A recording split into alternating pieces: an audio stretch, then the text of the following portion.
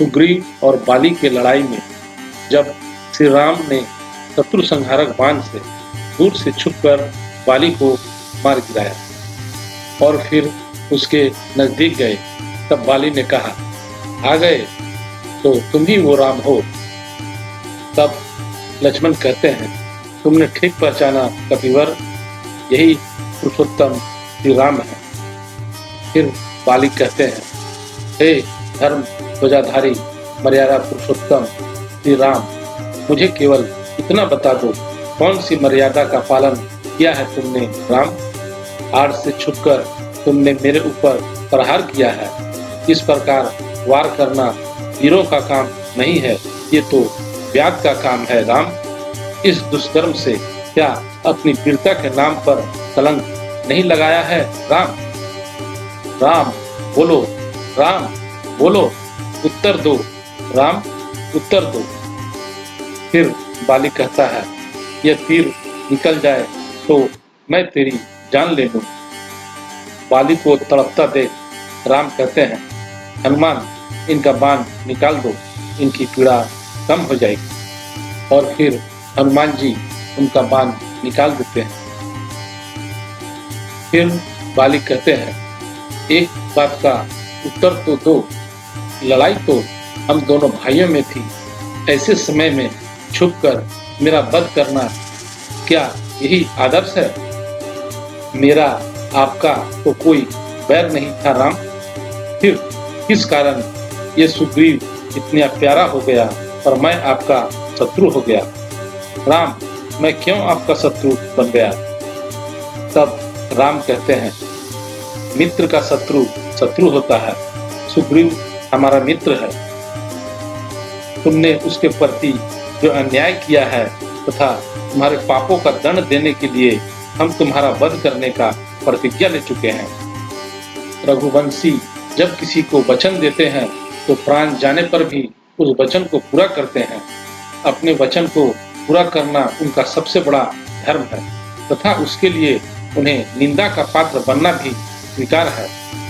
फिर बाली कहता है, जिस प्रकार तुमने क्रूरतापूर्वक बाली का वध किया है, उस अनीति को तुम इतिहास की दृष्टि में कभी न्यायोचित नहीं ठहरा सकोगे। जो जन्म लेता है वो अवश्य मरता है, इसलिए मुझे मरने का शौक नहीं है। मेरे बाद सुग्रीव को राज्य मिलेगा वो भी अनुचित नहीं है।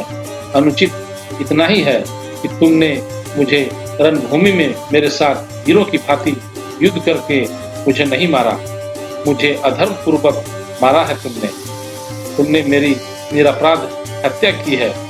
तुम्हारे इस पाप का प्रायश्चित कभी नहीं होगा राम, कभी नहीं होगा। तब राम कहते हैं, वानरराज, आज मरणोन्मुख अवस्था में पहुंचकर तुम जिस धर्म सत्कर्म नीति की दुहाई दे रहे हो, आपने जीवन काल में उसी धर्म सत्कर्म न्याय और नीति का विचार तुमने सपने में भी नहीं किया। धर्म अर्थ काम और लौकिक सदाचार तुम स्वयं ही नहीं जानते। आचार्य द्वारा धर्म के स्वरूप को ठीक ठीक जाने बिना ही आज तुम मुझे धर्म का उपदेश देना चाहते हो। मेरी निंदा करते समय तुम मुझे एक अबोध बालक के समान दिखाई दे रहे हो। तुम धर्म का विचार कैसे कर सकते हो? धर्म के सूक्ष्म स्वरूप को कैसे समझ सकते हो? धर्म की बात तो दूर रही, आपने अपरिमित बल के मत में चूर होकर तुमने तो सामान्य लौकिक आचार व्यवहार का विचार भी कभी नहीं किया। बड़ा भाई, पिता तथा गुरु तीनों एक समान पूजनीय माने गए हैं। उसी प्रकार छोटा भाई, पुत्र तथा शिष्य तीनों एक समान माने गए हैं। पुत्र की बधू, अनुज की भार्या तथा भगनी के साथ अपनी कन्या के समान पवित्र संबंध रखना पारिवारिक, सामाजिक तथा नैतिक धर्म है। परंतु तुमने कभी किसी मर्यादा का पालन नहीं किया।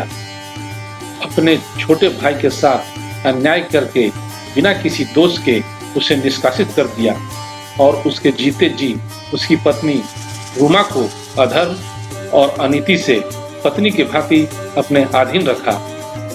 ऐसे पुरुष का वध करना उसके लिए उपयुक्त दंड माना गया है। फिर बाली कहता है, यदि ये मेरा पाप भी था तो दंड देने का अधिकार राजा को होता है। तुम्हें क्या अधिकार था न्याय का भार अपने हाथ में लेने का?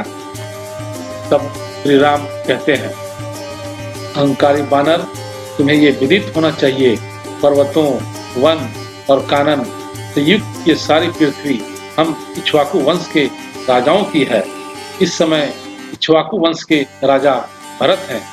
उन्हीं की आज्ञा का पालन करने वाला पवित्र इक्ष्वाकु वंशधर होने के नाते यहाँ के पशु पक्षी, नर वानर सबके प्रति दया का भाव रखने अथवा उन्हें दंड देने का अधिकार मुझे प्राप्त है। बाली, सत्पुरुषों का धर्म अति सूक्ष्म होता है, उसे समझना बहुत कठिन है। इतना समझ लो, यदि राजा पापी को दंड दे तो पापी उस दंड को भोगकर निष्पाप हो जाता है, परंतु यदि राजा पापी को उचित दंड ना दे तो उस दंड का फल राजा को स्वयं भोगना पड़ता है। हे बानर राज, तुमने जो पाप किया है उसके अनुसार तुम्हारा वध सर्वथा धर्म के अनुसार उचित माना जाएगा।